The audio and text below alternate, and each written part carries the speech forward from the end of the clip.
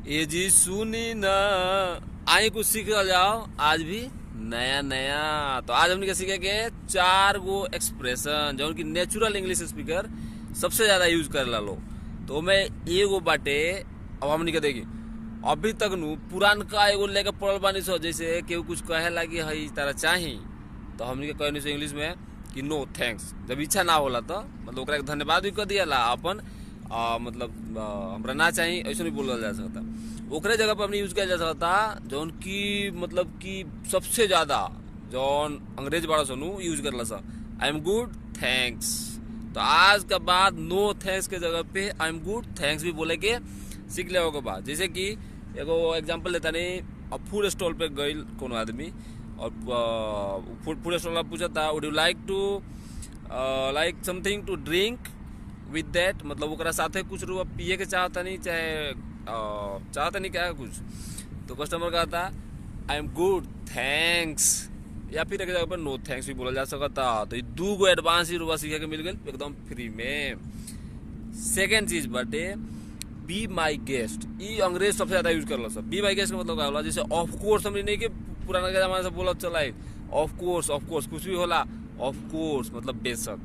ओकरा जगह पर हमने यूज कर जा सकता be my best, be my guest. जैसे कि एगो एग्जांपल बटे एगो कोनो 2 गो पैसेंजर एगो बस में यात्रा करता, तो एगो पैसेंजर पूछा था have you finished with your newspaper, मतलब का जो तू न्यूज़पेपर पढ़ता रहे वो खत्म हो गई बा का।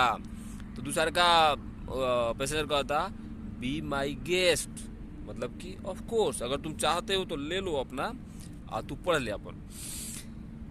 थर्ड एक्सप्रेशन बटे हेल्प योर सेल्फ, ये हमने का यूज कर जा सकता, मतलब कि बहुत पहले से भी यूज कर जाला और इस सबसे ज्यादा अंग्रेज यूज कर लो। तो ये मतलब का होला टेक वन, जैसे कि नॉर्मल भाषा में ना कर सकी एगो ले ले। जैसे कि मान के चलो एगो एग्जाम्पल लाल जाए कि एगो 2 गो आदमी बाटे, तो पहले का आदमी कहता can I have one of your biscuits, मतलब जो तुम बिस्किट खा रहा है खाता रहे उनमें से एगो हम ले ली का। तो सामने वाला अगर ऐसे कहता है कि टेक वन, तो ये थोड़ा सा रफ लगेला। ओकरे के थोड़ा सा और अच्छा मतलब एकदम नेचुरल फील देवे खातिर क्या कहल जाला कि हेल्प योर सेल्फ, मतलब हाँ एगो ले ले और अपने आप एगो उठा ले, कोई दिक्कत नहीं। चौथा और सबसे मतलब कि एकदम फनी जो आज ट्रेंडिंग में बाटे वो बाटे टा। टा मतलब जैसे थैंक यू बोला जाता ना पुराना जमाना से था यूज करते थे, थैंक यू वेरी मच।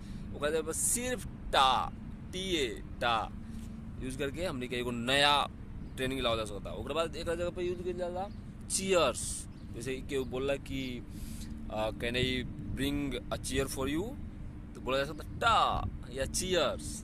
और आशा करता नहीं कि आज के वीडियो में रुआ बहुत कुछ सीखे के मिलल बाटे और इससे ही खतरनाक सीखे बनू। तो चैनल पे बनल रही और सब्सक्राइब नहीं कर सब्सक्राइब करी ताकि जौन भी अपडेटेड वीडियो आवे तो सबसे पहले रुआ लगे पहुँचे। So thanks for watching.